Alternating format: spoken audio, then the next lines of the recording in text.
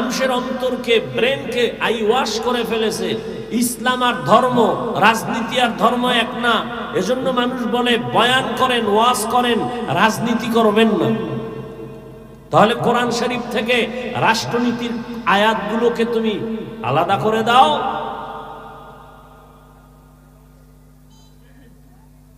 20 বছর ডাউলের পানি আটার রুটি কষ্ট করে খাইয়া 24টা ঘন্টা কোরআন আর হাদিস নিয়ে রিসার্চ করলাম। এরপরে আল্লাহ জায়গায় বসাইলেন, এখন বয়ান শিখায় একটা বেনামাজি সুদখোর এভাবে বয়ান করে। এর মানে কি? শিয়ালের হাতে মুরগি দিয়া বলে 3 দিন আমানত। শিয়াল বলে দোয়াও চাই, মাফও চাই, 3 দিন কেন, 1 দিনও না। জিন্দা কেন, মরাও ফেরত দিতে পারবো না, দোয়া চাই।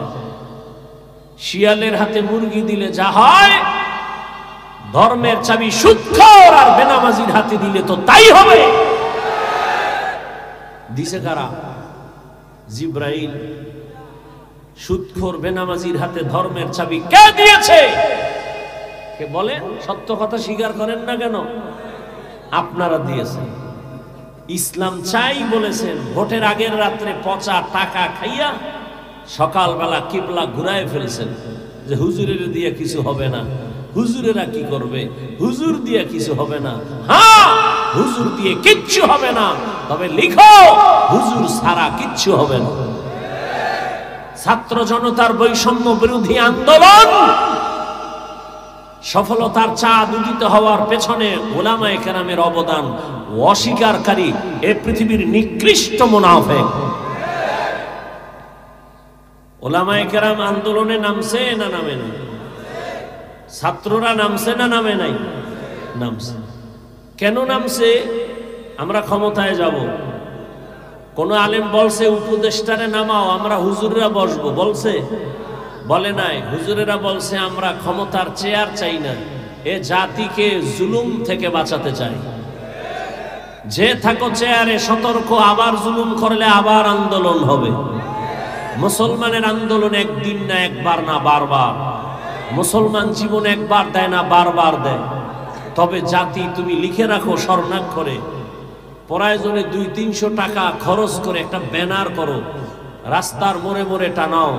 তোমার জীবনে যত বন্ধু পেয়েছো সব চান্দাবাজ আর ধান্দাবাজ, নিরেট নিঃস্বার্থ তোমার কলিজার একমাত্র আপন বন্ধু উলামায়ে কেরাম।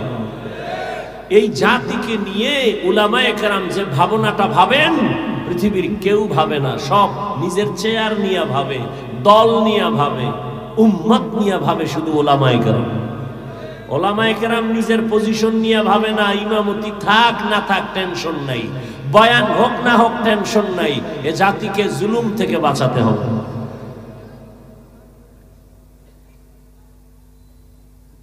বর্তমান বাংলাদেশের রানিং চেয়ারম্যান আছে আলেম, আসেনি? হেদায়েতুল্লাহ আজাদি বক্তা, বিবারিয়া আছে আমজাদ হোসেন আশরাফি, নোয়াখালী আছে হাফিজি হুজুরের জামাতা খালিদ সাইফুল্লাহ দামাত বারাকাতুহু। সাইকেলে চাল লইয়া, সরকারি চাল বরাদ্দ আছে, বাড়ি বাড়ি যায় মেপে মেপে দিয়ে আসে খালিদ সাইফুল্লাহ সাহেব। বুড়া মানুষ, আলেম জনগণের দায়িত্ব নিলে কিছু হোক না হোক চুরি হবে না, দুর্নীতি হবে না। এবার বলবে হুজুরে ওয়াজ করবে, রাজনীতি করে কেন? এই ব্রেন পরিষ্কার করতে হবে। এই জমিনে যদি রাষ্ট্রনীতি করে কোরআন দিয়ে আলেমরাই করবে, আর কেউ করার অধিকার নাই। এই জমিনে জনগণের খেদমতে উলামায়ে কেরাম থাকবে, আর কারো অধিকার নেই। আর অধিকার পাবে কি? মানুষের উপরে জুলুম করে, তার কিসের অধিকার? মানুষের জীবনকে নষ্ট করে, স্বার্থে আঘাত লাগলে দল থেকে নাম কাটে না, কল্লা কেটে দেয়। এল সোনার বাংলার রাজনীতি। আল্লাহ হেদায়েত দান করুন।